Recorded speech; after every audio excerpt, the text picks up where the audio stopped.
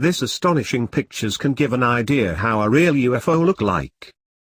If it does indeed turn out that there is relevant physical evidence, if this evidence is carefully collected and analyzed, and if this analysis leads to the identification of several facts concerning the UFO phenomenon, then will be the time for scientists to step back and ask, what are these facts trying to tell us? If those facts are strong enough to lead to a firm conclusion, then will be the time to confront the more bizarre questions. If, for instance, it turns out that all physical evidence is consistent with a mundane interpretation of the causes of UFO reports, there will be little reason to continue to speculate about the role of extraterrestrial beings. If, on the other hand, the analysis of physical evidence turns up very strong evidence that objects related with UFO reports were manufactured outside the solar system, then one must obviously consider very seriously that the phenomenon involves not only extraterrestrial vehicles but probably also extraterrestrial beings. The quote comes from Peter Andrew Starrock, a British scientist, and an emeritus professor of applied physics at Stanford University.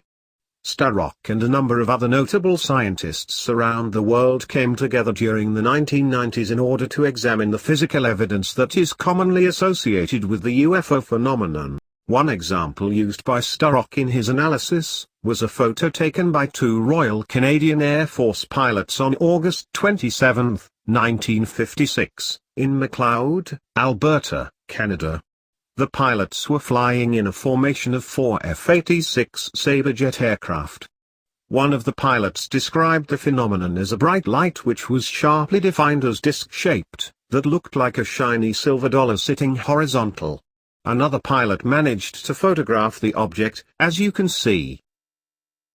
The sighting lasted for a couple of minutes, and this specific case was analyzed by Dr. Bruce Maccabee, who estimated, from available data, that the luminosity of the object, the power output within the spectral range of the film, to be many megawatts. The Starrock panel also found it to be the case that a strong magnetic field surrounding the phenomenon or object was a common occurrence. Maccabee published his analysis in the Journal of Scientific Exploration. Optical power output of an unidentified high-altitude light source, published in the Journal of Scientific Exploration, 1999. He also published one in 1994 titled, Strong Magnetic Field Detected Following a Sighting of an Unidentified Flying Object, in the same journal. Dr. Jacques Vallée, notable for co-developing the first computerized mapping of Mars for NASA, and for his work at SRI International on the Network Information Center for ARPANET, a precursor to the modern Internet, also published a paper in the Journal of Scientific Exploration titled, Estimates of Optical Power Output in 6 Cases of Unexplained Aerial Objects with Defined Luminosity Characteristics. One thing is for certain, it's one of multiple strange phenomena that has and continues to interest a large portion of the scientific community.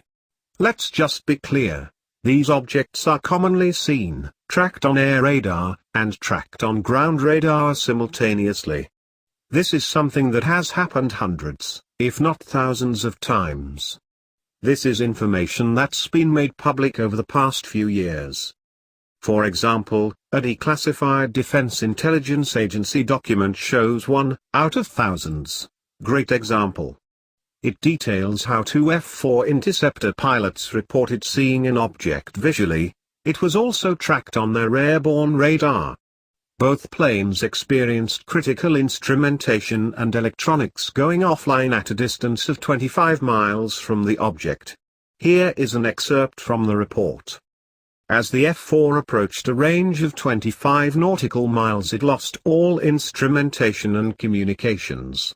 When the F-4 turned away from the object and apparently was no longer a threat to it, the aircraft regained all instrumentation and communications.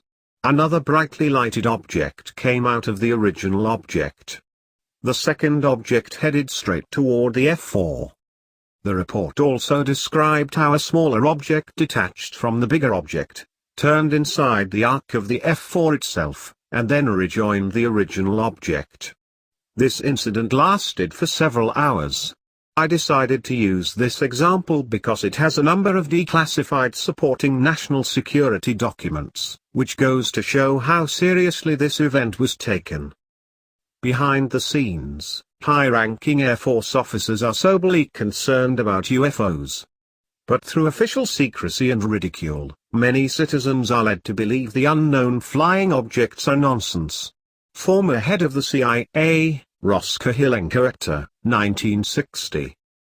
It's only now that more people are starting to become aware of this information. Here is a quote from Senator Barry Goldwater before the declassification of all of these files. "This thing has gotten so highly classified. It is just impossible to get anything on it. I have no idea who controls the flow of need to know because, frankly, I was told in such an emphatic way that it was none of my business that I've never tried to make it to be my business since. I have been interested in this subject for a long time and I do know that whatever the Air Force has on the subject is going to remain highly classified." Senator Barry Goldwater, Chairman of the Senate Intelligence Committee. Take a look at this picture. What you're looking at is an irrefutably legitimate photo of an unidentified flying object, UFO. It comes from the Project Hessdalen website. The shot was taken from the Hessdalen Interactive Observatory in Norway, which is an observatory that's used by scientists at the University of Østfold, Hessdalen. It is the only 24-hour UFO observatory in the world. Powered by an automatic high-definition camera, it takes multiple pictures every single minute to capture and examine the strange aerial phenomena in the area that people have been reporting for years. The light phenomena here in Hessdalen in Norway started in late '81 with a lot of sightings. At the most it was 20 sightings a week.